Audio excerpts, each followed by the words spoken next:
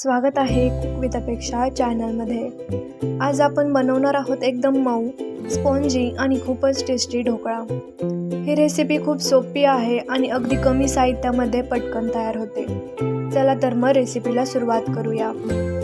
सर्वात पहिले एका भांड्यामध्ये 1 वाटी बेसन पीठ घेतलं। त्यामध्ये 1 चमचा हळद टाकली। नंतर चवीनुसार मीठ आणि 1 चमचा साखर टाकली। आता थोडं पाणी टाकत सगळं छान मिक्स करून घेतलं। बॅटर जास्त पातळही नाही आणि घट्टही नाही, मध्यम ठेवायचं। आता ढोकळा बनवण्यासाठी जे भांडं वापरणार आहोत त्याला ब्रशच्या मदतीने तेल लावून घेतलं।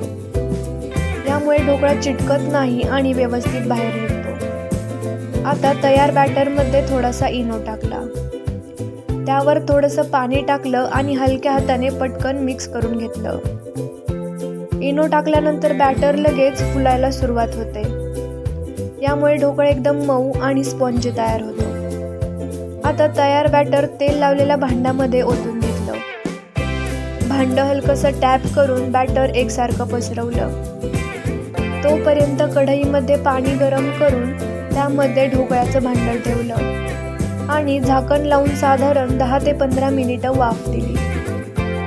15 मिनिटांनंतर झाकण काढून ढोकळा शिजलाय का नाही ते चेक केलं। ढोकळा थंड झाल्यावर त्याचे एकसारखे चौकोनी काप करून घेतले। तयार फोडणी ढोकळ्यावर एकसारखी पसरवून घेतली।